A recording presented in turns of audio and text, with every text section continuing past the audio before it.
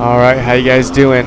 So today I'm going to be riding the Triumph Daytona 955i.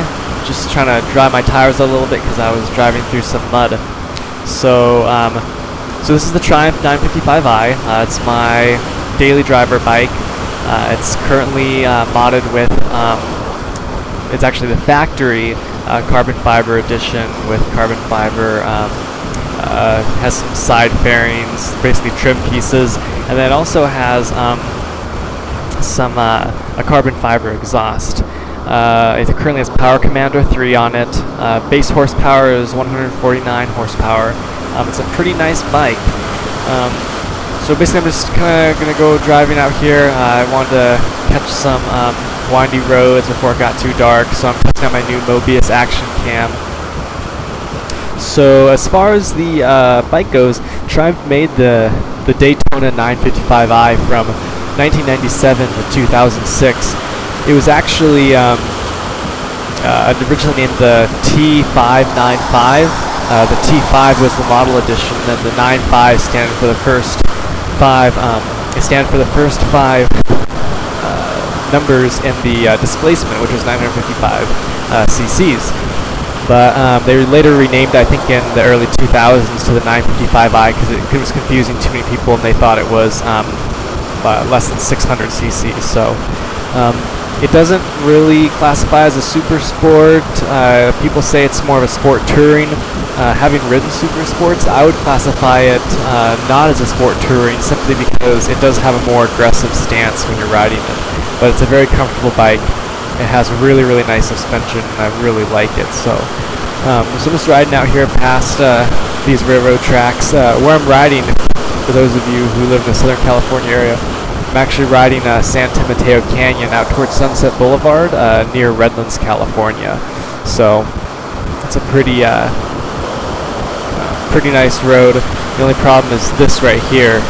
You get all these cars that kind of block your path because of you can't really pass legally. So anyway, so I'm gonna head up here to Sunset and do some corners.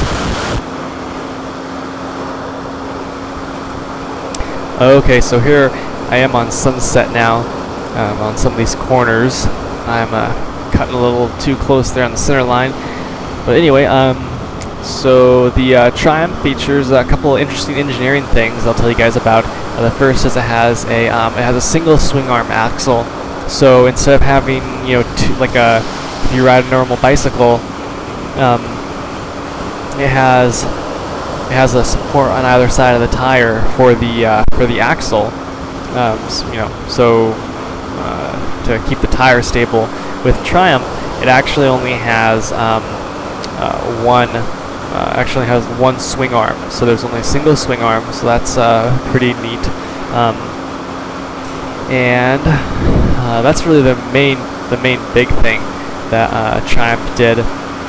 My gas light, you'll see, is pretty much on all the time because apparently the sensors didn't do great with the American gas, and they were shipped more with a type of sensor that was used to the gas from Europe. I'm not sure if that makes any sense. I need to confirm that. But so I'm doing these corners here, and they're pretty fun to do, especially on the Triumph. The main thing that I really like about it is the suspension, which is just fantastic. Having ridden like Ninja and a Honda and a few other bikes, I would say that this actually probably has some of the best suspension of any bike I've ever ridden. So this bike currently has 26,000 miles on it, and we're actually closer to 27 now. And the only thing that's been redone is just the fork seals have been redone. So, and it rides really, really nice, especially on the freeway. It won't jar you. I had a 2002 ZX6R and then a 2003 636, which is, you know, the Super Sport. That a year after it, they renamed to the 636. I had a 636 B1, and this bike by far is much nicer in terms of the suspension. The only downside is it's heavy, and you'll see on the corners I actually slow down more than I would if I were actually on a Ninja, simply because the bike feels so heavy. I'm just not super crazy on a motorcycle, and I always feel like the weight really throws you forward as you slow down. Of course, in the corners, you want to make sure you always brake with your rear, because if you do not, you will pay for it if you overbrake your front, because you'll slip out, or not slip out, but yeah, you have a risk of losing traction in the front more. So you use both brakes, but more heavily on the rear. So. But the main thing too that was very innovative with the Triumph is that before 2000, they had full fuel injections, a sequential fuel injection system, which you won't find on most of the Kawasaki's and Yamahas. You have to get up into the 2001, 2002, 2003 range to find that, depending on the model of motorcycle. So that was really innovative, because for people who wanted a fuel injected system, climb in and go without any warm-up, this bike was pretty much it, because it was one of the few that offered such a nice fuel injection system early on, before 2000. So but yeah, handles really great in the corners. It's very smooth. The video is a little bumpy because I'm on a terrible road. You can see this road is just completely filled with cracks and potholes, and I think that's probably compliments of the poor budget situation with San Bernardino County, but but yeah, bike does pretty good. Just turn around here to head back, because it's getting late. It's about 4 o'clock in the afternoon, so I figure get back before it gets really dark and my camera won't work anymore. So but it was a great ride.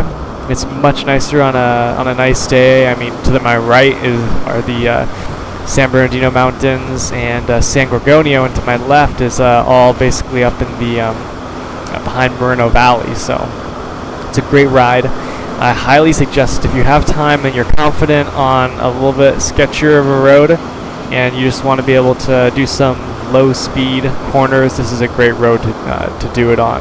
So you just got to be careful, because cars will come around here pretty quick, and I've seen a lot of trucks that cross the center line. The other thing about this road is that it is a 25-mile-an-hour road, so most of the cars that I see driving this particular road, when I'm following them, they're going like 15 miles an hour, because it is so windy. So if you don't want to break the speed limit, which I try not to do, you're actually fine going 25, 30, and still having some good corner fun on this road too. So another interesting fact about this particular model of Triumph is that it was actually more popular during Triumph's earlier days, in the early 2000s. I say earlier because Triumph really was popular. They have a lot of classic vintage bikes, especially in England, because that was what they started producing bikes in, was in England. But they were much more popular. They were very popular back in the 1970s time, and then they kind of had a lull in terms of their production, and then they started kind of coming back and taking a better share of the market. And one of the bikes they did that on was with the 955i, but it was actually more popular between 1997 and 2002-ish, 2003. And even if you're on like the Triumph Rat forum, you'll notice that there's a lot of people who are crazy about the 2001, 2002 Triumph 955i. I actually like the slightly newer version of the bike, but either way, it's a great bike to enjoy all through the years. They did a great job with it. The other thing about this bike is it's an inline 3, not an inline 4. So it has a very interesting, it has a deeper sounding exhaust than you'll typically find, somewhere between the 4-cylinder inline 4 of like, a Super Sport Kawasaki and a V-twin, which has a very deep rumble. So I actually really like the sound of this bike. Gets a lot of attention, turns a lot of heads. It's not overly obnoxious. If you put a shorty exhaust on it, then yeah, it's going to be super loud. But in terms of just driving around and having fun, you don't have to worry about waking people up too much at night. So with that said, I'm just making my way back down towards Santa Mateo Canyon. And luckily for me, this time when I get back on San Mateo Canyon, there's no cars in front of me, so I can actually let it go a little bit more. As I mentioned before, I'm not really that crazy on a motorcycle. I like corners, but I'm not huge into speed, so I'd rather enjoy the corners and a nice ride than go nuts trying to see if I can reach my top end.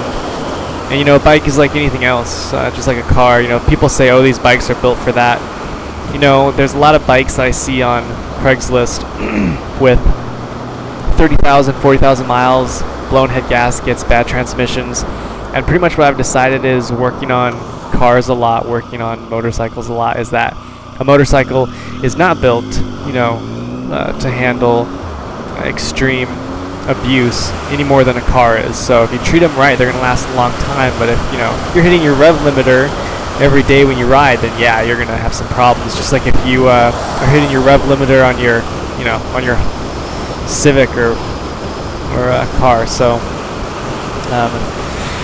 but this bike has been said to last very well in terms of the engine. You know, there was a guy that had a CBR.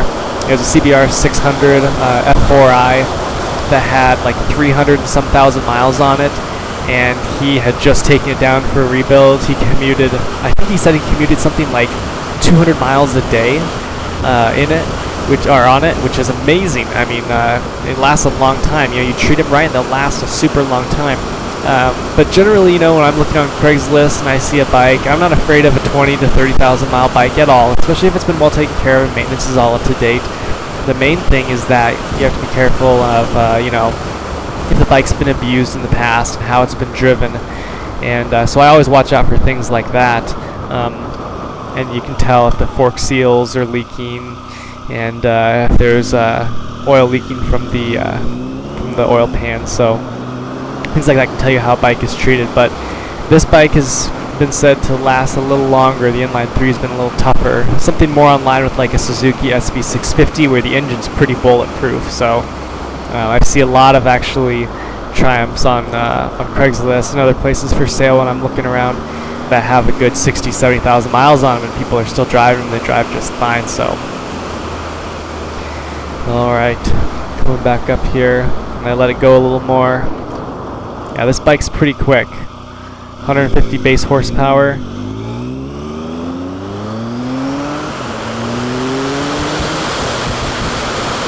So I enjoy it quite a bit. It really moves.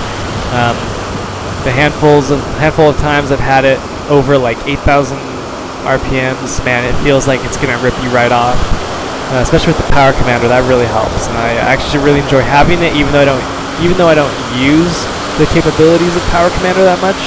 I enjoy it quite a bit. So anyway, so that's pretty much it, you guys. I hope you enjoyed watching. If you guys have any questions about my video or about the bike, feel free to let me know and comment below and subscribe. And I hope to be doing some more of these videos pretty soon, and I'm going to rig up my microphone actually in my helmet so I can actually kind of narrate this while I'm riding. So, alright.